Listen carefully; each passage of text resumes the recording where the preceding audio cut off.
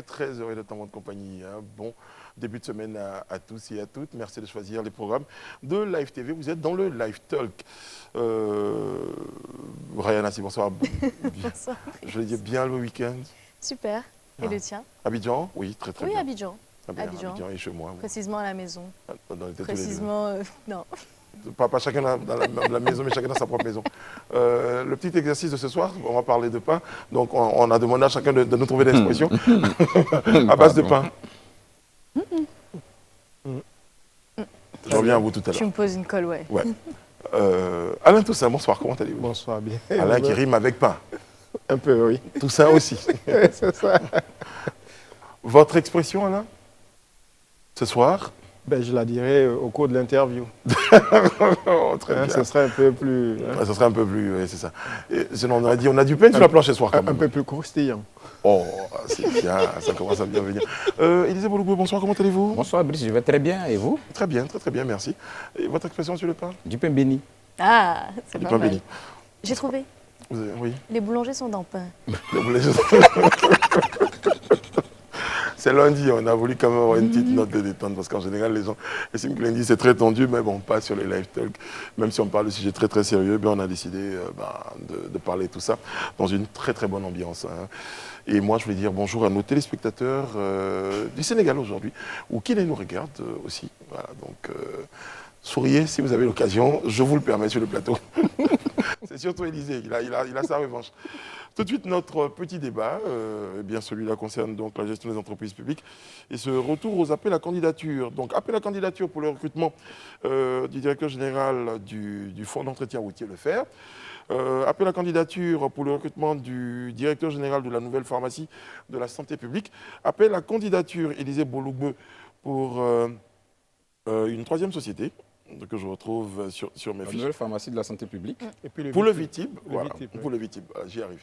Alors, Alain Toussaint, qu'est-ce qui justifie déjà, selon vous, cet appel à candidature? D'abord, un souci de transparence? C'est différents appels à candidature. Bon, je pense que c'est une question de gouvernance. D'abord, ces trois entités n'ont pas le même statut, puisque la nouvelle PSP est une association. C'était anciennement un établissement industriel et commercial qui a été, comment dire, remanié, modifié. Et les deux autres sont des sociétés à participation publique. Le FER est détenu à 100% par l'État, quand le Vitib, par exemple, voit environ 35% de son capital, je crois, ou 26% de son capital contrôlé par l'État. Donc je pense qu'il y a un souci de gouvernance parce qu'il ne vous a pas échappé. Un souci ou une volonté? Les deux, je pense. Parce que ces dernières semaines, l'actualité a montré que ces entreprises étaient en proie à quelques difficultés concernant justement leur gouvernance. Très bien. Désolé, je rangeais mon oreillette. Rien assis. C'est plutôt une bonne nouvelle. Quand je lisais ça, je me disais, on revient à quelque chose de beaucoup plus transparent. Tu disais le mot tout à l'heure, quelque chose de beaucoup plus transparent parce qu'on estime qu'il y aura des critères de sélection. Donc ça ne va pas être que subjectif, mais surtout objectif. Et puis ça laisse également l'opportunité à plus de personnes de pouvoir postuler, entre guillemets. Élisée, est-ce que ce n'est pas parce qu'il y a eu problème qu'on est en train de trouver cette solution? Oui, mais ça c'est un secret pour personne, effectivement. Cette décision est prise pour résoudre un problème, effectivement. Parce que les nominations, comme on le dit, qui ont été faites ici, n'ont pas forcément suivi ce chemin-là, ce chemin d'appel à candidature. Et aujourd'hui, on se rend compte que pour des besoins de gouvernance, certainement parce qu'on estime à un certain moment aussi qu'on attend beaucoup de ces structures-là et qu'on n'a pas certainement eu ce qu'on attendait de ces structures. On s'est dit aujourd'hui, il faut qu'on crée des conditions d'une gouvernance qui permettent véritablement d'atteindre les objectifs avec ces structures. Donc c'est déjà une très bonne chose. Et puis ça démocratise pour moi cette possibilité-là, que tous les citoyens ont, de pouvoir aussi espérer un jour être à la tête d'une société d'État, d'être à la tête et apporter leur contribution aussi à l'évolution de la République. Donc pour moi, c'est une très bonne chose qu'on arrive vraiment à ça. Maintenant, quand on finit de dire ça, il faut aussi en même temps qu'on poursuive pour que ceux, peut-être, qui ont été limogés ou qui sont partis, qu'on ait plus d'informations ou plus d'explications sur les raisons pour lesquelles d'abord ils ont été enlevés si effectivement ça a été dû à des questions de malversation et tout ça, que la justice suive son chemin. C'est factuel, hein, limogé pour mauvaise gestion. Voilà, donc parce qu'il ne s'agit pas juste aussi de dire qu'on lance un appel à candidature et qu'on ait quelqu'un qui lui vienne faire les mêmes choses. Bon, ça n'aura servi à rien. Donc, il est important quand même qu'on puisse aussi faire la lumière vraiment sur tout ce cheminement qui a abouti au retrait ou au limogeage de ces différentes personnes-là pour nous donner aussi, à notre niveau, des raisons de croire effectivement qu'on est dans une dynamique de transparence. Alors, au-delà de cette lumière sur ceux qui sont partis, sur leur sort, on fait un appel à candidature pour soigner peut-être la base, pour dire qu'on veut recruter des personnes qui sont peut-être plus compétentes, mais rien effectivement ne nous dit que ces personnes ne reproduiront pas les mêmes erreurs. Pour vraiment aller au bout de ce qu'on est en train de mener ici comme lutte, quel est l'outil de suivi ou de mesure des performances de la personne qui sera en poste? Comment est-ce qu'on vérifie vraiment le suivi ou l'application même de ces fonctions? Donc c'est vraiment là où il faut taper. On a tout ça. Alors, sur ces appels à candidature, je voulais déjà rappeler que ce n'est pas une nouveauté, puisque le président Gbagbo lui-même, dans les années 2000, avait expérimenté cela pour recruter le directeur général du port, des impôts. Celui des impôts et celui du Trésor. C'est ça. Voilà.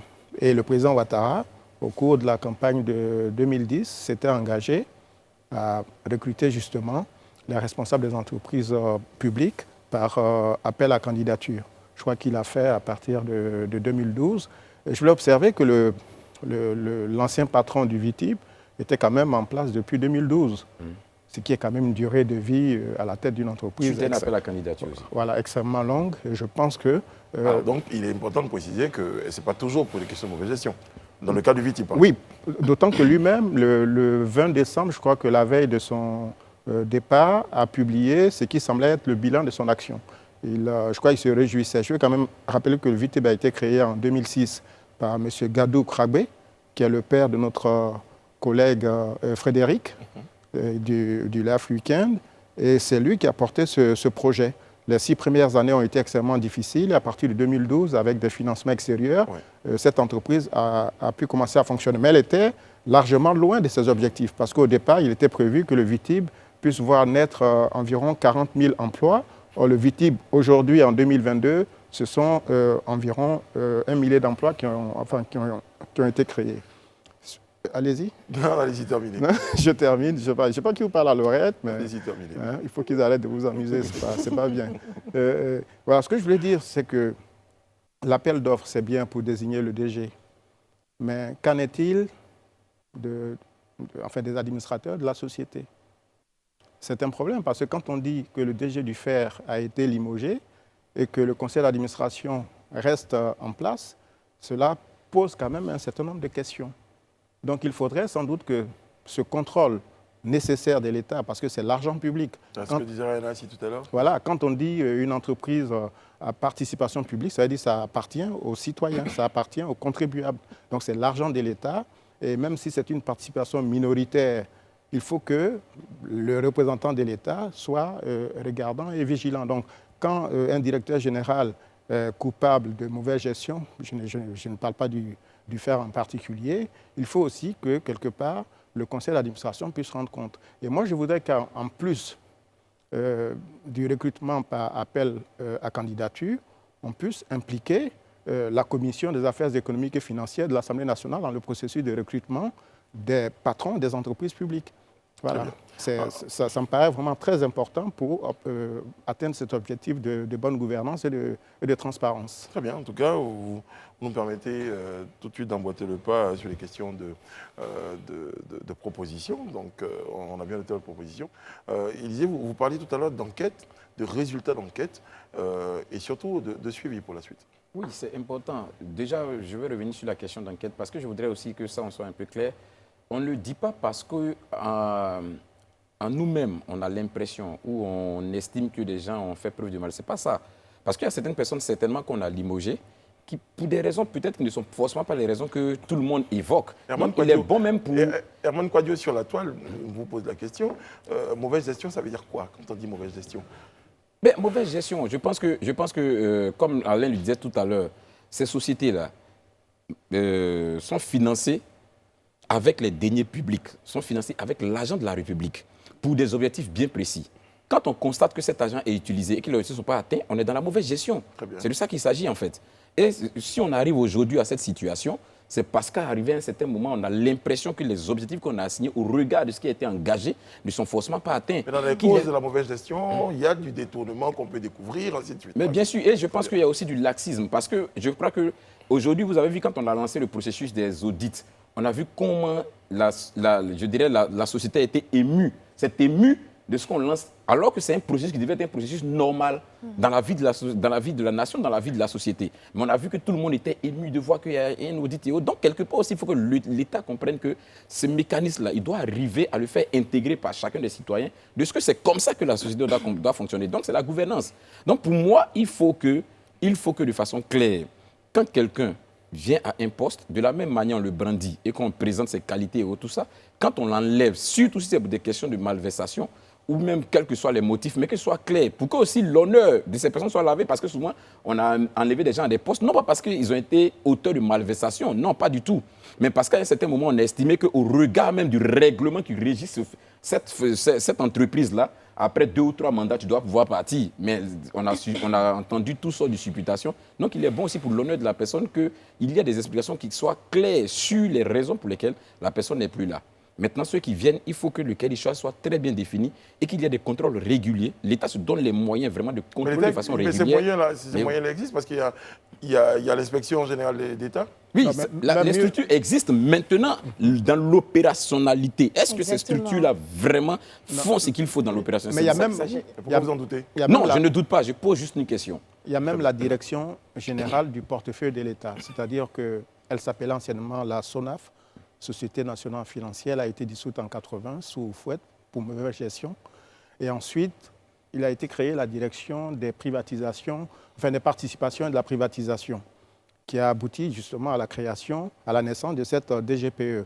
Et donc cette entité, cette direction générale, qui a plein pouvoir depuis novembre 2016, a pour mission justement de contrôler les entreprises et de suivre, comme on dit, les participations de l'État, le suivi, etc. Donc, effectivement, quand on nomme des responsables, il faudrait peut-être que chaque année, on puisse avoir un audit. C'est ça. Voilà, de la gestion de ces entreprises. Il y a 28 entreprises qui appartiennent à l'État. Les autres sont à participation majoritaire ou minoritaire, mais au moins pour ces 28-là, on peut faire en sorte que chaque année soit produit un audit pour savoir le niveau de... Parce que quand on apprend, par exemple, pour la société le faire, que le responsable était en place depuis quand même de longues années, je crois, et qu'on découvre après certaines informations, on est un peu surpris. Il a sans doute eu, comme on dit, des contrôles, mais qui n'ont pas été rendus publics. Mais il faudrait que de manière régulière, par exemple, la représentation nationale, notamment l'Assemblée nationale, soit informée de ce qui se passe, des activités de ces entreprises-là, parce qu'il s'agit, une fois encore, de prise de participation de l'État. Et je pense que là, bon, je vais juste aborder un point que Élisée a évoqué concernant, et je crois Rihanna aussi, sur le profil des personnes qui ont été, enfin, je crois dans l'annonce, on demande un certain profil. Bon, ok, mais moi je vois pour la nouvelle PSP, on dit qu'il faut être pharmacien. Bon, je suis un peu surpris parce que là, il s'agit de management. C'est ça. Ce n'est pas parce qu'on est journaliste ou homme ou femme de communication qu'on sera meilleur patron de médias. On l'a vu avec la RTI, M. Bakayoko, je crois, qui n'avait jamais dirigé une entreprise de communication, a pu produire quand même un bilan extrêmement brillant. Et aujourd'hui, il est dans le secteur de l'énergie, qui était un secteur aussi nouveau pour lui. De la même façon qu'on a vu en France, des proches de Francis Bouygues, le propriétaire de TF1, qui était dans le bâtiment, qui sont venus gérer la télévision avec le succès que l'on sait, puisque TF1 est aujourd'hui la première chaîne de télévision européenne. Donc, je trouve un peu pour la nouvelle PSP, l'annonce un peu restrictive. On veut des managers, des gens qui savent gérer une entreprise, qui ont la capacité. Et donc, je pense que pour moi, c'est un peu la fausse note de ces trois. C'est vrai de ces qu'on est trois quand même appels sur un d'offres. secteur, on est quand même sur un secteur pharmaceutique. Donc il y a sûrement comment dire, des restrictions, des particularités dont il faut tenir compte. Donc on Non, c'est une estime association. que le pharmacien connaît Non. d'emblée toutes ces particularités et ces Il restrictions. peut constituer une équipe. Ils ont même dit dans l'annonce pouvoir constituer une équipe qui va pouvoir travailler. Maintenant, les méthodes de management... Idéalement, peut-être quand il est pharmacien, ça facilite. Oui, c'est mais ça, de la même façon qu'on prend souvent des ministres qui sont des médecins pour être ministre de la Santé, et on n'a jamais eu beaucoup de succès non plus. Donc ça, je trouve que ce n'est pas toujours efficace. C'est votre point de vue, et on l'a bien noté. Monsieur Boloubé, un internaute sur nos pages de réseaux sociaux, et d'ailleurs vous nous suivez en direct, pourquoi vous avez l'impression qu'il n'y a que vous à être interpellé? Mais non, il disait justement que monsieur Malik Eloua, cher monsieur Boloubé, ce n'est pas l'État, à l'État de le faire, mais vous en tant que journaliste, qui avez donc comme boulot d'informer, de critiquer et de proposer en évoquant des exemples à suivre. Mais c'est ce que, mais il ne fait qu'en fonction d'une porte qui est déjà ouverte. Ce que nous sommes en train de faire, c'est exactement ce qu'il dit. Nous sommes aujourd'hui en train de proposer des pistes de solutions, déjà de dénoncer des situations. Donc, on est en train de faire exactement ce qu'il nous demande de faire. Maintenant, il faut reconnaître que nous aussi, nos prérogatives s'arrêtent à un certain niveau. Moi, je ne suis pas un enquêteur de la police judiciaire pour aller mener des investigations ou bien de la direction, de l'inspection générale des finances pour aller mener des investigations pour essayer de savoir qui est-ce qui a détourné ou qui n'a pas détourné. Chacun a son rôle, en fait. Donc, je crois qu'à ce niveau-là, il peut se rassurer. Nous, on fera toujours ce qu'on a à faire. On apportera nos critiques, ce qu'on constate qui n'est pas juste, et que pour nous mérite encore qu'on puisse y travailler, on le fera. Donc, on est vraiment dans notre rôle. Et je crois qu'eux, en tant que citoyens aussi, doivent pouvoir contribuer et ne pas toujours féliciter des gens qui, en réalité, ne méritent pas, ou du moins, ne devraient pas avoir ce qu'ils ont, mais qu'ils ont et qui passent le temps à les féliciter. Mais c'est bien qu'il soulève ce point parce qu'il estime que l'information existe et qu'on ne donne pas cette information. Alors que ce qu'on est en train de décrire, c'est qu'il faut justement qu'on ait cette information. Il faut plus de transparence, non pas dans le processus de recrutement, parce que bon, oui, c'est la base, on recrute des profils et tout, mais de la transparence sur le contrôle continu même qui est fait vis-à-vis de ces recrutements, de ces postes qui sont donnés à ces personnes. Très bien, ils sont très actifs, nos internautes ce soir. J'ai la réaction de M. Jean-Claude Boboou qui fait une proposition. Il dit qu'il faut juste appliquer le SCS. Dites sensibiliser, contrôler et sanctionner sans complaisance. Oui, mais c'est ce qui a été fait dans les cas qu'on a cités lorsque il y a eu des maladresses au niveau de la gestion. Je pense que le gouvernement a pris les mesures qu'il fallait. Le problème aussi qu'on n'évoque pas souvent, c'est que les patrons de certaines de ces entreprises étaient très souvent en conflit avec leur ministre de tutelle. Voilà. Et c'est très souvent qu'on a lu ou on a appris comme ça dans les coulisses les tensions entre tel directeur général et tel ministre, etc. Donc je pense que l'appel à candidature aussi vise à donner une légitimité à celui qui est recruté pour diriger l'entreprise publique. Très bien. On va finir avec une note de sourire, hein. 2 interventions qui nous font sourire. Quand même, la première, c'est notre cher internaute Amon Kwadjo qui a juste commencé l'émission par « Salut, je viens de me connecter, qui a volé encore ?» Mais c'est ça justement, parce que l'autre intervention disait il attend une phrase fétiche de nous. Sur le plateau, c'est à un moment donné, il faut arrêter. Et je crois que c'est ça qu'on ne veut plus entendre, qui est chaque jour la question à se poser, qui a encore volé? Et je crois que toute l'opération-là vise à pouvoir nous empêcher de nous retrouver face à ce genre de situation, Lisée. Oui, c'est exactement ça. Mais moi, je voudrais aller plus loin. Je voudrais dire que ça, c'est une initiative du gouvernement à se féliciter, à saluer. Le fait de vouloir véritablement mettre la gouvernance au cœur de toutes leurs actions, c'est capital. Mais en même temps aussi, ça doit donner un signal à la population. Parce que vous savez, généralement, on est toujours dans l'émotion quand on voit un peu tout ce qui se passe au sommet de l'État. Mais je pense que c'est des habitudes qui sont acquises au bas de l'échelle, en fait. Donc, il faut que nous-mêmes, en tant que citoyens, nous puissions comprendre à un moment qu'il faut que nous puissions adopter les bonnes attitudes.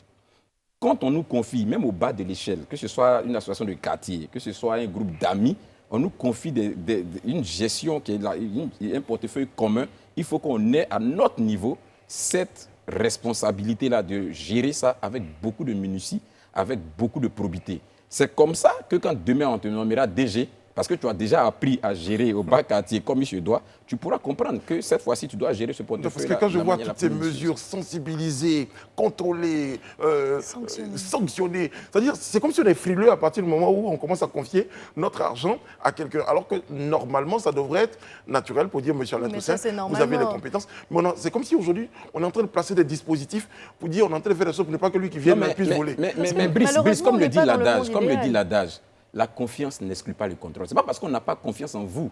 On a confiance en vous. Mais surtout qu'à certains qui ont fait confiance, on n'a qu'à se dire les choses. Il y a certains qui ont fait confiance. Non, mais c'est surtout qu'on est bien conscient, c'est surtout qu'on est bien conscient qu'on est quand même dans un pays, et je n'indexe pas que ce pays, mais on est quand même dans un contexte où on sait que la corruption a quand même pas mal de place, surtout dans les administrations publiques. Il faut se dire la vérité. Donc c'est bien de taper et d'exiger un certain contrôle. C'est bien de limoger certaines personnes qui payent justement pour d'autres personnes qui vont montrer l'exemple et tout ça. C'est bien de mettre en place les appels à candidature pour faire preuve de bonne gouvernance, de transparence et ouvrir le champ de sélection. Mais il faut aussi continuer ces actions sur le suivi, le contrôle, et j'insiste sur ça. Je crois qu'on est... Allez-y. Oui, et puis je pense qu'à la suite de cet appel à candidature, il faudra peut-être pour les heureux élus qu'ils signent une charte d'éthique et de bonne gouvernance, comme le Premier ministre l'avait fait pour les membres du gouvernement.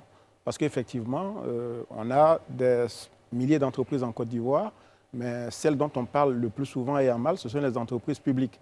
Parce qu'il s'agit de fonds publics ou bien de participation de l'État qui est lui-même financé par le contribuable. Donc, il faut certainement renforcer le contrôle. Dans la fameuse, vous parlez du contrôle, mais dans la fameuse SCS proposée par l'internaute tout à l'heure, il y a le sanctionner sans complaisance, parce qu'à un moment donné, quand on note un DG, quand on le limoge, après, ce que les gens aussi espèrent, c'est qu'il y ait des suites concernant son enquête. Mais c'est ce qui est normal. Sinon, ça ne sert à rien.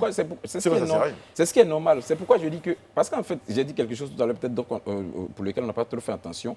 Mais vous voyez, quand on limoge un DG, je crois qu'il est intéressant que dans la note qui suit, on puisse donner les raisons. Comme je le dis, c'est déjà quand même. C'est pourquoi je dis, c'est déjà même pour l'honneur de la personne, parce que quand on le limoge qu'il n'y a pas de raison, ça peut donner droit à toute forme de supputation. On peut aller dans tous les sens. Il y a toujours des raisons quand on limoge. Je suis d'accord. Je veux dire que ce n'est pas rendu public en fait. Donc souvent, ça peut susciter toute forme de polémique, alors que ce n'est pas utile. Peut-être que la personne, même comme je l'ai dit, il est en fin de mandat par rapport au règlement qui régit la structure que la personne dirige. Donc il y a toute cette information-là qu'il faut donner pour éviter. Et puis aussi, si d'aventure il y a des éléments de malversation, je pense qu'il est important que la procédure suive son cours. Exactement. Parce que ça doit servir de leçon. C'est plutôt le point de brise. Ça doit servir de leçon exactement pour ceux qui doivent venir après. Et pour le reste même de la société, c'est important. Tout à fait. Si on estime que vous avez pris dans les caisses de l'État ce à quoi vous n'avez pas droit, il est normal que vous puissiez subir la sanction. Et je pense que c'est à ça qui fait allusion quand il parle de sanctionner. C'est aller au bout justement de toutes les poursuites,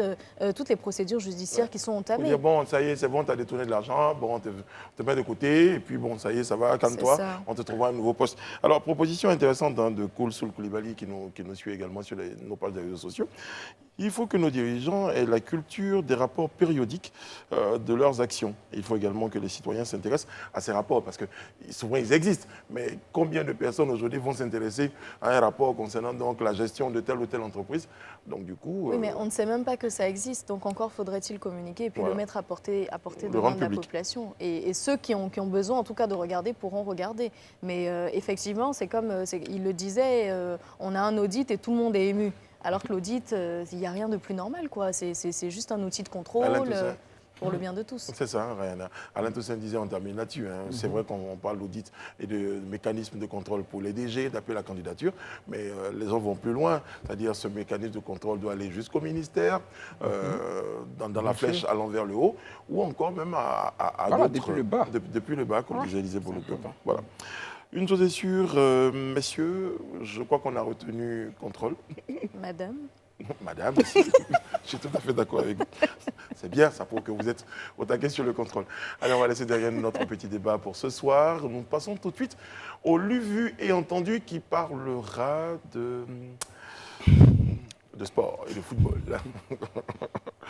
Eh bien, c'est la une du quotidien, pour notre lu, vu et entendu, donc la une du quotidien Le Nouveau Réveil, dans son édition de ce lundi. Les éléphants donc, font douter. Font douter. Voilà. Côte d'Ivoire, Sierra Leone, 2 partout. Les éléphants font douter. Même C'est ma un titre, lecture, ma lecture est douteuse parce que je me montre.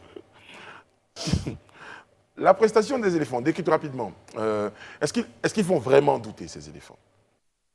Certains ont estimé qu'ils ont rassuré quand même hier. Oui, ils ont assuré, mais franchement, non, ils ont honnêtement, rassuré. Ils ont rassuré, oui, si vous voulez. Ils ont même assuré aussi hein, en tout début de match et tout. Mais franchement, à la fin, j'avoue que c'est vrai que ça soulève un grand doute parce qu'on se dit que si finalement ils ont fourni autant d'efforts, si on a été autant impliqués, si on a été autant émus, il faut dire les choses comme elles sont. Ça fait douter quand juste à la fin, c'est-à-dire à la quoi, 93e ou 94e, on se prend un but pour égaliser. Mais bien sûr que ça fait douter. On se demande jusqu'où est-ce que ça peut aller. Élisée Bouloubou, est-ce qu'on n'est pas trop dur avec nos éléphants? Moi, je vais être honnête avec vous. Hein. Franchement, il faut dire que... Non, je vais être honnête avec vous. Hier, quand tous nous avons suivi le match, sur le fait de jeu, comme elle le disait, à la 92e minute, je pense, avec cette situation qui est arrivée sur le coup, nous, on a tous été honnêtement déçus. Franchement, parce qu'on a estimé que vraiment, on ne pouvait pas avoir fait tous ces efforts-là pour un tel résultat. Mais après... Mais c'est une erreur. C'est ce que je dis. Après, on rentre à soi et on dit... C'est aussi ça le football. Le football, c'est aussi des faits de jeu. Et ça arrive à tout le monde. C'est vrai que ça peut paraître difficile quand on a un certain niveau comme la Côte d'Ivoire, surtout quand on est une équipe pour laquelle on a vraiment beaucoup d'affection. On ne souhaiterait pas voir cette équipe-là vivre de telles situations. Mais c'est des faits de jeu qui font partie du football. Maintenant, quand tu as dit, est-ce que les éléphants font douter? Moi, je dis non. Pour moi, personnellement, les éléphants ne font pas douter. C'est vrai que je n'ai pas la même lecture que beaucoup. Mais aujourd'hui, je pense que quand on regarde le premier match, quand on regarde le second match, on se dit quand même qu'il y a un fond de jeu qui existe. Il y a une volonté de jouer au ballon, de créer des occasions, une volonté d'aller de l'avant, déjà qui existe. Maintenant, c'est le discours derrière, parce que le football n'est pas juste que des passes. Il y a un aspect psychologique. Parce que quand on sort de cette rencontre, comme c'était le cas hier, c'est indéniable que le gardien de but et même certains joueurs seront touchés sur le plan psychologique. C'est là maintenant qu'on a besoin d'un encadreur qui sait tenir le discours qu'il faut pour remotiver sa troupe et permettre que celle-ci se remette dans le sens de la marche, en fait. Très bien, je reviens à vous tout à l'heure. Alain Toussaint, vous n'êtes pas encore exprimé. Non. Moi, non, mais écoutez, on est un peu déçus. Hein. Moi, je pense que c'est plutôt l'entraîneur qui fait douter. On a de bons joueurs, on a... Oui, parce que ils ont beaucoup de volonté. Pour rejoindre Alain Toussaint, certains journalistes, certains observateurs ont pointé du doigt le coaching. Oui, parce qu'à un moment donné, des remplacements, moi je fais partie de ceux qui pensent ça, des remplacements ont peut-être déséquilibré un peu le jeu des éléphants. Ben, je pense déjà que cet entraîneur n'aurait même pas dû être à la CAN. Après l'élimination de la Coupe du Monde, on aurait dû procéder à un changement pour permettre aux joueurs d'être dans des meilleures conditions avec un nouveau staff. Mais on était à un mois de la CAN. Ce n'est pas grave, on a déjà vu d'autres qui changent d'entraîneur même à une semaine. Ce sont des professionnels, ils savent ce qu'il y a lieu de faire, etc. Maintenant, pour ce qui s'est passé hier, c'est un incident malheureux de jeu, hein, comme il en arrive très souvent sur les stades et même à des grands champions qui ratent même des pénaltys décisifs au moment des tirs au but. On attend le troisième match et on verra. Surtout qu'il est important de souligner que les Ivoiriens, pour l'instant, sont en tête de leur poule. Oui, ils ne sont pas encore éliminés. Les éléphants sont premiers avec 4 points. Ouais. Voilà, ils sont suivis de la Guinée équatoriale, 3 points. Et ensuite, de la Sierra Leone, 2 points. Et l'Algérie, qui était donnée favorite du groupe, qui actuellement a 1 point. Et qui, je pense, restera à ces 1 point. Parce que je crois que les éléphants les battront au troisième match. Oui, parce qu'à un moment donné, vous parlez de les battront. Où est-ce qu'ils vont chercher leurs ressources pour battre cette équipe d'Algérie? Ce n'est pas en lisant certains commentaires sur les réseaux sociaux ou quand on est j'espère qu'ils n'ont pas accès aux réseaux sociaux. Très dur dans le jugement qu'on a de ces éléphants qui ont quand même marqué 2 buts.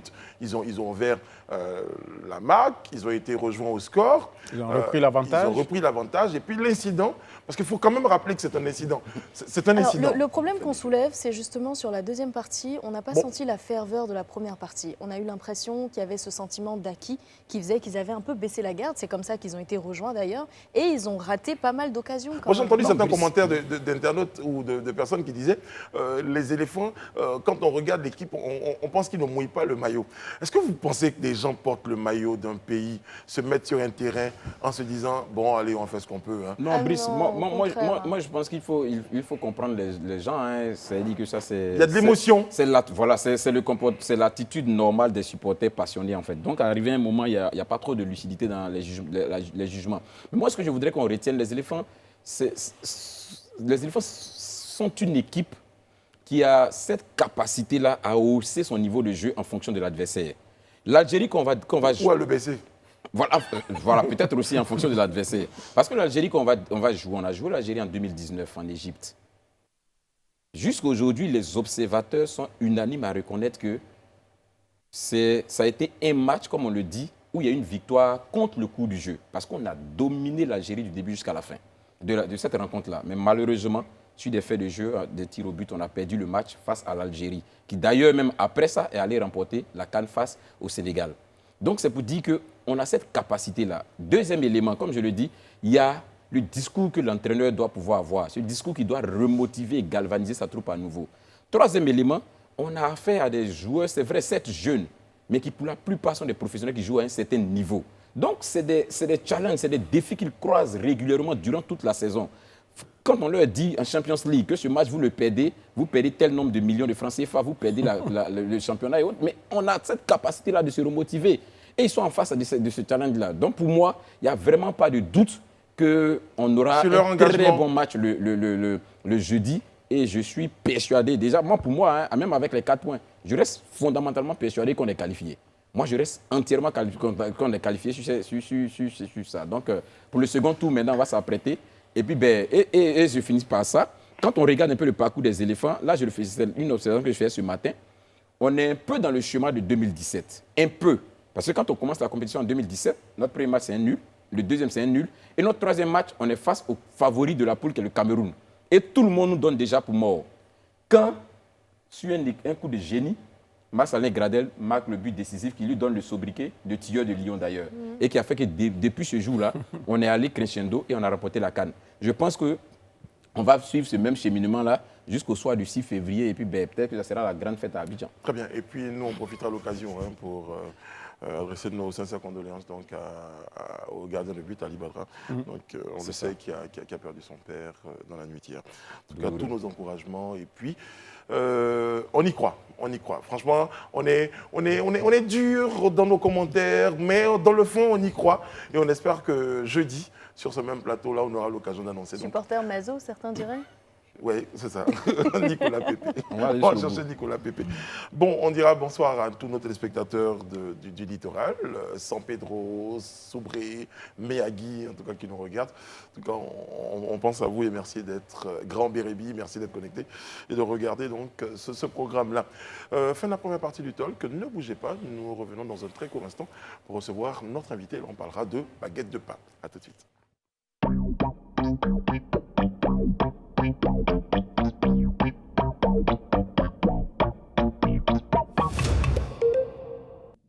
Nous sommes de retour sur le plateau du Live Talk pour la deuxième partie de notre rendez-vous. Il disait tout à l'heure, dans l'émotion, vous avez parlé de 2015, c'était plutôt 2017. Non, c'est 2017. C'était 2017, c'est plutôt 2015. C'est dans l'autre sens, en fait. Voilà. Même moi, je suis dans l'émotion. C'est effectivement, c'est 2015. C'est ça. On y croit. Donc, sérieusement, hier, on a été juste un peu triste de passer l'émotion. En plus, avec la défaite de l'Algérie, pour dire que même, ça arrive à même tous les grands. Voilà. Et nous, encore, on s'en est sortis avec un match nul. Mais bon, les tenants du titre, avec leurs 34 victoires successives, sont tombés. Donc, c'est une équipe que nous, disons-le en supporter, on a tagué. Voilà. On finit de dire ça, on devient sérieux pour dire que la fibre patriotique, la fibre du supporter, eh bien, elle revient. Vive les éléphants, on y croit. Et puis, ça va aller, ça va aller. Il est présentant pour nous de recevoir notre invité. Nous sommes en compagnie de Monsieur Adama Koulibaly, voilà, vous êtes le président du haut patronat de la boulangerie et de la pâtisserie en Côte d'Ivoire. Bonsoir, merci d'être dans notre compagnie. Bonsoir. Depuis le 6 janvier 2022, donc, vous avez écrit à votre tutelle, le ministère du Commerce et de l'Industrie, pour demander donc un réajustement du prix de la baguette de pain. Première question, le pain va-t-il augmenter? Pour l'instant, je ne pourrais pas le dire, puisque les discussions sont en cours. Il faut dire d'emblée que nous, ce n'est pas de notre volonté d'augmenter le pain. En tant qu'homme d'affaires, quand on investit, c'est pouvoir avoir un retour sur investissement. Donc la vraie question, donc, pourquoi vous voulez augmenter le pain, Monsieur Coulibaly Amadou? Bon, il faut dire que depuis 2006, le prix de la baguette de pain n'a pas varié, alors que tous les intrants, les matières et autres ont augmenté considérablement dans l'exploitation des boulangers. Donc, à titre d'exemple, la farine qui coûtait 11 000 aujourd'hui, prix usine 21 500, mais qui peut revenir au boulanger à 23 000. La main-d'œuvre, le SMIC a augmenté, le gaz qui était à 200 francs kilo, aujourd'hui à 700 francs, le loyer a flambé, donc qui fait que la marge du boulanger est vraiment consommée entièrement. Et on se rappelle que l'année dernière, on a eu ce même discours qui a été tenu par les boulangers à la même période. Donc, est-ce que finalement, c'est quand on regarde toutes ces flambées de prix, on se dit, et nous, on est lésés, donc il faut qu'on augmente aussi? Ou bien, qu'est-ce qui vous réveille? Il faut dire que c'est toujours dans la volonté de négociation que nous reportons chaque fois à l'augmentation. Et aussi, il y a toujours des faits nouveaux qui arrivent. Par rapport à l'année dernière, nous avons connu 2 augmentations successives de la farine. Et même ce mois, on a connu l'augmentation de l'améliorant, la levure. Donc c'est consécutivement à ces faits-là que nous augmentons. Alors, quel nouveau prix voudriez-vous pratiquer? Bon, pour l'instant, ce que nous disons, c'est que le principe de la révalorisation du prix, d'abord, que ce soit un principe acquis. Maintenant, concernant le prix, nous disons que nous ne faisons pas de fixation sur le prix. On a entendu parler de 300 francs. Non, 300, ce n'est pas exactement ce qui a été dit. Ça a été dit, le pain tel qu'on nous le demande, il coûte 300 francs. Parce que quand on voit les exigences de l'État, pour produire ce pain-là, il va coûter 300 francs. Mais je peux rassurer que ce ne sera pas 300 francs. Nous, d'ailleurs, en tant qu'hommes d'affaires, ça ne nous arrange pas que le pain soit un bien de luxe, où on va écrémer, n'est-ce pas, la majeure partie de la population. Moi, j'ai une préoccupation. Comme le disait Ryan, l'année dernière, à cette même période, vous avez lancé ce mot d'ordre-là, vous avez eu des échanges avec les autorités. Qu'est-ce que vous êtes dit pour qu'aujourd'hui encore, on soit en train de relancer ce même mot d'ordre de grève? Qu'est-ce qui n'a pas marché? Quels sont les engagements pris par les uns et les autres qui n'ont pas été respectés? On veut bien savoir. Et vous dites qu'il y a des faits nouveaux. Quels sont ces faits nouveaux là? Oui, il y a eu l'augmentation de notre matière première de base, qui est la farine de blé. Voilà. Pendant la crise énergétique, sous prétexte de la crise énergétique, les meuniers ont procédé à une augmentation à laquelle a suivi une autre augmentation. C'est ce qui a vraiment courroucé les boulangers. Et nous avons voulu faire une grève. On nous a reçus, on nous a donné des assurances que la dernière augmentation allait être annulée, mais jusqu'à ce jour, ça n'a pas été fait parce que le prix du blé aussi a augmenté sur le marché mondial. Mais ce que nous ne comprenons pas, c'est qu'ailleurs, quand les coûts des facteurs de production augmentent, il y a la possibilité de réajuster le prix. Mécanique, oui. Voilà, alors que le boulanger, on nous dit que le pain a un caractère social.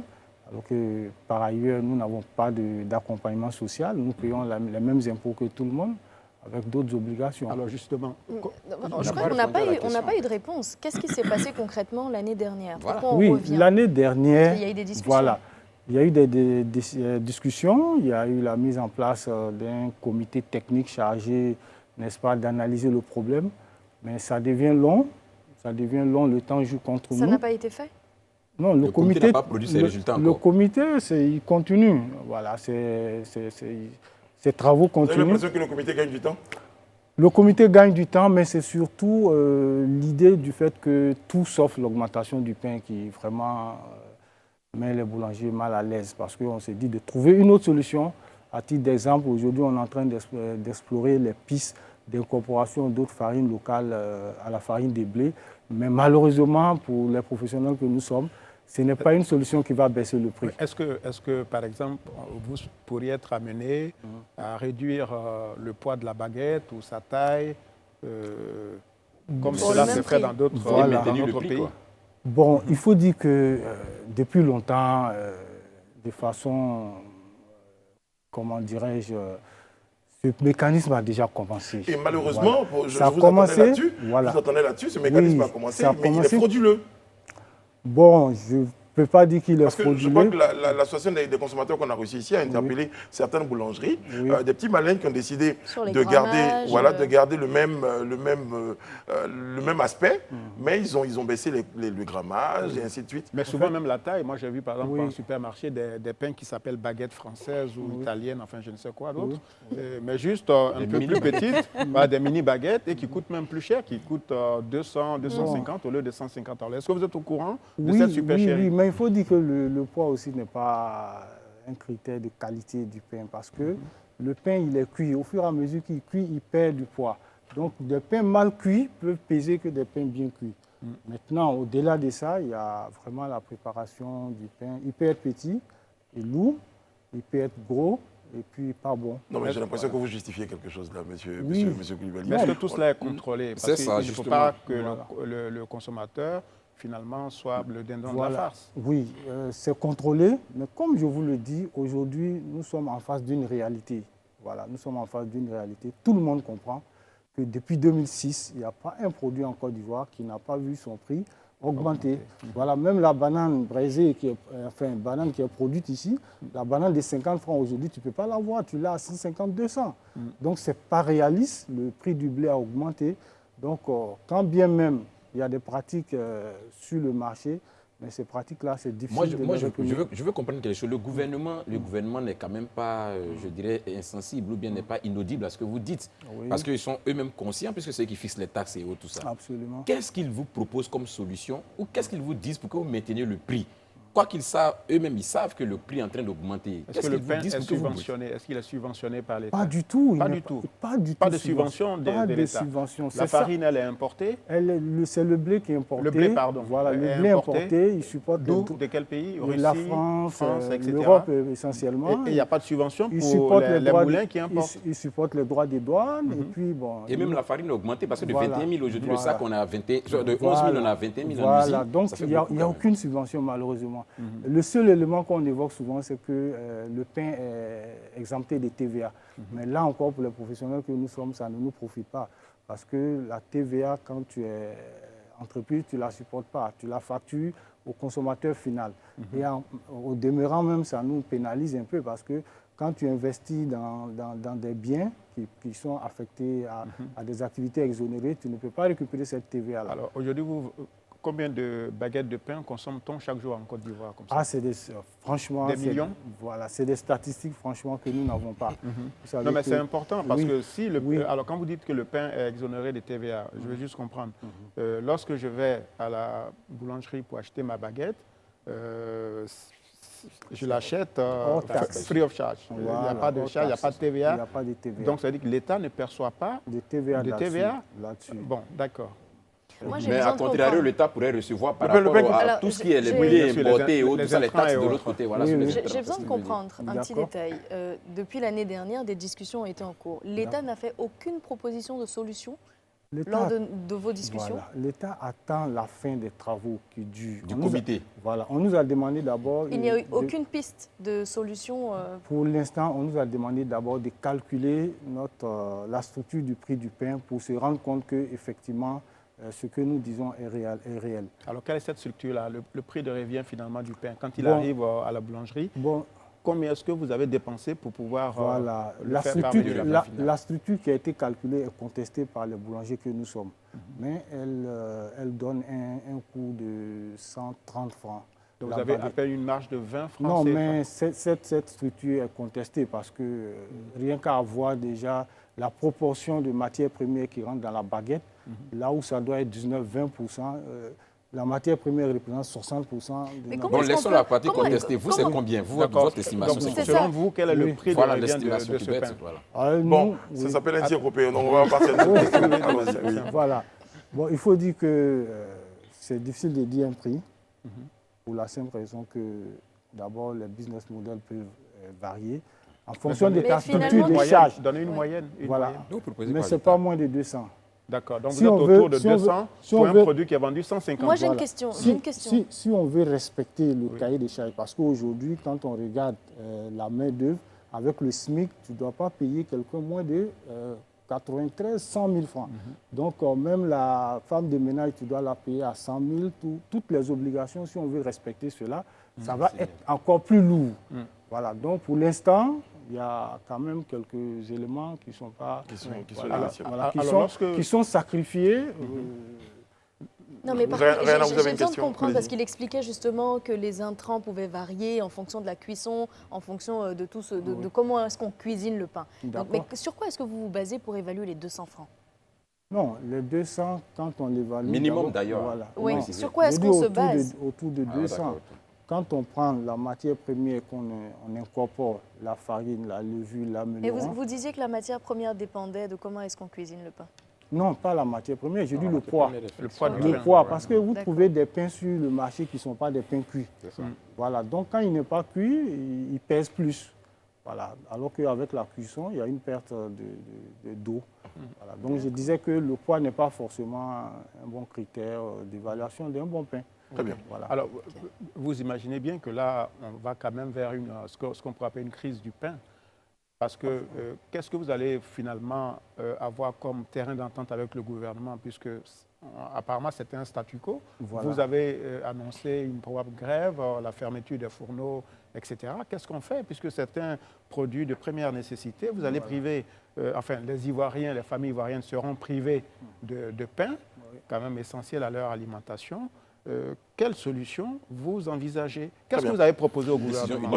Alors, monsieur Koulibaly, ce que je vous propose, c'est de préparer votre réponse. On va repartir à la pub et nous revenir. Parce que c'est une question essentielle que les Ivoiriens aujourd'hui se posent et dont ils souhaitent avoir des réponses. Qu'est-ce qui est fait pour qu'on évite une crise du pain? À tout de suite.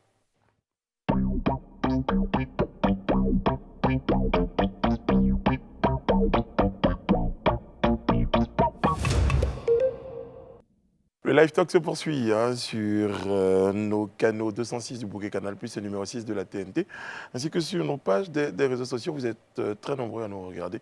Encore une fois, nous vous disons merci. Notre invité ce soir sur le plateau est le président du haut patronat de la boulangerie et de la pâtisserie en Côte d'Ivoire, monsieur Amadou Koulibaly. Alors, juste avant la pause, la vraie question qu'on se posait aujourd'hui, c'était quelle solution face à cette situation-là, tout ça? Oui, tout à fait. On demandait ce que vous allez proposer au gouvernement, quel terrain d'entente allez-vous trouver pour éviter que les Ivoiriens pâtissent de ce conflit? Voilà. Ce que nous disons au gouvernement, c'est qu'aujourd'hui, malheureusement, il y a beaucoup de boulangers qui sont en train de mettre la clé sous les paillassons. Nous accumulons les dettes et les boulangeries changent de main. Donc, pour ne pas nuire à la continuité de notre exploitation, nous souhaitons que le gouvernement agrée un réajustement des prix, quitte à faire des mesures d'accompagnement. Accepte une augmentation. Absolument. Ou autorise une augmentation. Parce qu'à ne pas donner le juste prix, on va tuer notre activité. Voilà. Or, ça sera regrettable. Aujourd'hui, c'est difficile. Il y a certaines maladies, on ne voit pas. Ça ronge et puis un jour, on se rend compte que tout s'écroule. Donc nous disons qu'aujourd'hui, c'est des dettes énormes que les boulangers traitent. Mais est-ce que demander au gouvernement d'augmenter le prix du pain, c'est donner la baguette pour se faire taper? Parce que ça va forcément être une décision impopulaire. Comment est-ce que vous allez gérer cela? Non, on peut accompagner parce que, comme vous le disiez tantôt, le produit qu'on donne, il ne suffit pas de donner du pain aux gens, il faut donner du pain de qualité. Nous, c'est vraiment avec regret que nous voyons un certain nombre de produits sur le marché vraiment qui n'honorent pas la profession. Les vendeurs à la criée, tous ces gens-là. Et puis même des pains de mauvaise qualité. Et quand on interpelle les gens, on nous dit que oui, vous ne voyez pas que les prix augmentent, on ne peut pas faire autrement. Donc nous souhaitons qu'il y ait un prix juste. Et puis, un produit mais vous voyez le côté de l'augmentation. Vous demandez à l'État de bien vouloir accepter que vous puissiez augmenter. Mais est-ce que vous ne pouvez pas plutôt voir la solution dans le sens inverse? Demander que l'État, par exemple, prenne en charge il y a des taxes sur les intrants et un certain nombre de... Est-ce que ce n'est pas mieux qu'à ce niveau-là, l'État qui lui a cette responsabilité des taxes et autres, puisse agir plutôt sur cet aspect pour que ces coûts-là baissent et qu'on puisse maintenir le prix du pain? Et par la même occasion, comme disait Alain Toussaint, éviter une décision impopulaire. Voilà. C'est parce que... On a l'impression que vous voulez augmenter à tout prix. Parce qu'il y a très longtemps que cela aurait dû être fait. Donc, pour avoir accumulé plusieurs augmentations qui n'ont pas eu lieu, c'est difficile parce qu'on connaît aussi le mécanisme de fonctionnement. On va attendre la loi des finances, on va faire ceci et ça aura des impacts. Et puis, il ne faut pas être utopique. Hein. Ces genres de décisions sont très difficiles de détaxer entièrement les choses. Voilà. Non, on ne demande pas de détaxer entièrement, mais on demande d'avoir une détaxe qui soit raisonnable et qui permette d'endosser le coût de production, qui permet au citoyen lambda qui, lui, en réalité, n'est pas forcément le bénéficiaire direct, de pouvoir bénéficier quand même du maintien du coût de la baguette. Donc, et cette solution-là, vous ne l'avez pas proposée à l'État? Non, si, nous proposons une solution mixte, c'est-à-dire une légère augmentation et puis de l'autre côté. Parce que comme ça ne peut pas absorber. Ce que je vous dis, ça ne peut pas absorber entièrement. Voilà, ça ne peut pas absorber entièrement. Mais au-delà de l'augmentation, parce que qui dit augmentation dit plus d'argent, alors que certaines personnes n'ont peut-être pas les moyens de s'en procurer, on peut garder les prix et peut-être diminuer certaines rations. Est-ce que c'est une piste? C'est une piste, mais là encore, c'est très difficile. Je vous donne un exemple. Vous voulez à tout prix que le prix Non, augmente. je vous donne un exemple. Si un sac, vous faites 300 baguettes et que ces 300 baguettes, vous en fournez en un moment, en un temps, et que vous faites maintenant 600 baguettes, ça va vous amener à en fournir 2 fois. Vous allez utiliser le gaz 2 fois, l'électricité 2 fois, la main-d'œuvre 2 fois, et vous allez user votre matériel. En fin de compte, votre produit n'est même plus capable de satisfaire le besoin. Ne demandez pas à une personne de manger 2 pains avant d'être rassasié. Nous préconisons plutôt de donner un niveau de produit qui puisse satisfaire le besoin du consommateur, mais que de donner maintenant un prix qui va avec. Voilà. C'est une position un peu délicate quand même. Quels sont les prix pratiqués dans la sous-région, disons par exemple Sénégal, Mali? Au Sénégal, la baguette est à 175. Très bien. 193 grammes. Au Bénin? Ils ont la farine. Ils ont la farine à 18 000. Voilà, je travaille plus avec les gens du Sénégal. 5 000 francs moins qu'en Côte d'Ivoire. Voilà. Et le grammage qu'on exige en Côte d'Ivoire, c'est en moyenne 200 grammes. De 193 grammes à 228 grammes. Qu'on nous demande de vendre à 150. Au Sénégal, c'est autour de 190 à 200 grammes qu'on vend à 175. Mais ils ont la farine beaucoup moins chère. Voilà. Et donc, en plus de ça, nous avons des obligations ici ils n'ont pas forcément le SMIC, le salaire minimum, tout. Monsieur Koulibaly, oui. On est d'accord. Là, aujourd'hui, Élisée, il a l'habitude de le dire, les Ivoiriens vous regardent parce que souvent, on a un peu l'impression que tout à l'heure, dans le débat, à 2 reprises, on a essayé de vous interpeller pour dire qu'on a un peu vraiment l'impression qu'à un moment donné, vous êtes augmenté. On est d'accord. Vous rencontrez des difficultés. Oui. Il est important aujourd'hui d'expliquer clairement ce que vous rencontrez comme difficulté, ce que vous souhaitez. Mais avant, 1 an après, vous avez écrit votre ministère, on a essayé de vous ramener à un dispositif technique, à une rencontre pour dire, bon, il y a un comité qui réfléchit à vos propositions, mais ça dure 1 an. Qu'est-ce que vous pensez faire pour vous faire entendre? Parce que visiblement, on ne vous entend pas suffisamment. Absolument. C'est l'un des moyens qui est là, de montrer que le pain est important. Il faille donner la place qu'il faut au pain. Parce qu'il y a d'autres produits peut-être moins importants qui sont accompagnés. Et ce que j'aimerais ajouter, c'est que la profession de boulanger, en fait, en Côte d'Ivoire, la boulangerie est un secteur très porteur. À la différence d'un grossiste, un commerçant qui achète pour y vendre, le boulanger, il prend la matière première, il transforme, il consomme du gaz, il consomme de l'énergie, il rétribue des salaires. Donc, c'est une chaîne qui est très longue, qui participe énormément à l'économie. C'est vraiment une piste pour aboutir à la transformation de l'économie, plutôt que de produire, de produire des matières premières et de les vendre. Mais le boulanger, quand on regarde la séquence, la chaîne de production, c'est des valeurs ajoutées à toutes les étapes. Voilà. Donc nous souhaitons que ce métier, on ne l'attue pas par une mauvaise politique. On dit que c'est un produit social, alors que nous sommes des hommes d'affaires, nous ne sommes pas une ONG. Est-ce que vous pourrez, par exemple, forcer la main au gouvernement en disant, bon, en lieu et place d'une grève et la fermeture des fourneaux, de décréter que désormais le pain est à 200 francs? Est-ce que vous pouvez engager ce bras de fer et quelle chance avez-vous de l'emporter? À défaut de le faire parce que quand un produit a un prix, à défaut de faire payer au consommateur le prix, on se charge de prendre. Si l'État prend le prix pour nous, nous sommes preneurs. Aujourd'hui, je crois que vous avez vraiment l'impression, plutôt que de passer par le bras de fer, vous avez l'impression de vous faire entendre et de mettre un peu la pression à l'État. Moi, j'ai une préoccupation. Parce que, en dehors, excusez-moi, en dehors du blé qui est importé, D'accord. Les autres intrants sont-ils produits en Côte d'Ivoire? Si oui, pourquoi on assiste à un dédoublement, voire un triplement du prix? Qu'est-ce qui explique cela? Non, tout est importé, il n'y a pas l'eau. Ah, Tout est importé. Il y a un internaute là qui fait une proposition, Titi et Long, pour dire que les propositions se font sur le plateau. Il dit, mais pourquoi vous n'allez pas acheter le blé là où les Sénégalais achètent leur blé?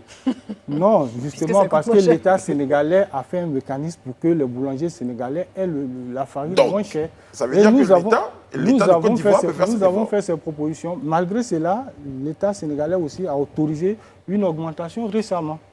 Okay. Voilà, parce qu'il va de la survie. Mais les Sénégalais se fournissent où? Ils achètent le blé où? Au Brésil, en Russie? Les mêmes moulins là. Les mêmes moulins, Les mêmes moulins, ils sont au endroit, Sénégal. Voilà, donc il y a un mécanisme que l'État sénégalais a pris pour que la farine arrive, Ah oui, la farine. soit accessible aux boulangers. Et Alors, pour la malgré suite, cela, ils ont augmenté. Monsieur Koulibaly, on en fait l'émission pour la suite. C'est quoi la suite? Vous avez une prochaine rencontre avec le gouvernement? Tout à fait. Dites-moi un tout petit peu. On a une date? Oui, nous avons une rencontre le mercredi. Avec le ministre du Commerce, la primature, avec qui? Je pense que c'est le ministre du Commerce. Très bien. D'abord. Il est attentif à vos doléances? Bon, ce qui est malheureux de constater, c'est que le ministère du Commerce est chargé de la lutte contre la vie chère. Donc c'est un peu un contraste pour nous, parce que en même temps qu'il est notre interlocuteur, il est celui qui est chargé de ne pas faire varier les prix. Donc la sensation que nous avons quand nous arrivons en discussion, tout sauf augmentation des prix. Et c'est ce qui est un peu difficile pour nous en fait de comprendre. Mais quand il dit tout sauf l'augmentation de prix, vous propose quoi en contrepartie? Bon, c'est d'attendre la fin des résultats des travaux. Du comité. Et pendant ce temps, les boulangers se meurent. Voilà. D'accord. C'est le temps joue contre nous, en fait. Très bien. En fait, il faut que le comité donne ses résultats maintenant. Voilà. Très bien.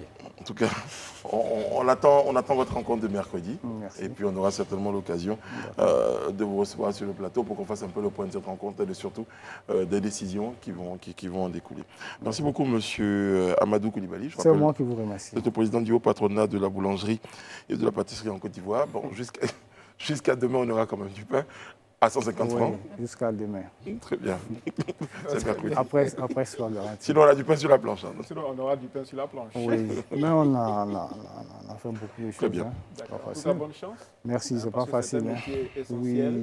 Et on espère que le dialogue va permettre à chaque partie de pouvoir défendre le mieux possible ses intérêts. C'est ça. Monsieur Amadou Koulibaly, je ne sais pas pourquoi, vous devez avoir certainement un frère qui s'appelle Adama que je connais. Monsieur Amadou Koulibaly, merci d'avoir été sur notre plateau, en notre compagnie. Alain Toussaint, Rayana Assi, Élisée Bologbo se joignent à moi pour vous dire merci de nous avoir suivis. Merci aux équipes techniques et éditoriales. Merci à nos internautes qui ont été très actifs ce soir sur nos différentes pages des réseaux sociaux. Nous, on vous donne rendez-vous demain sur ce même plateau-là. André Bois, lui, c'est juste après qu'il vous donne rendez-vous pour Immersion. Prenez soin de vous et des autres. Que Dieu veille sur vous, qu'il veille sur la Côte d'Ivoire. À demain.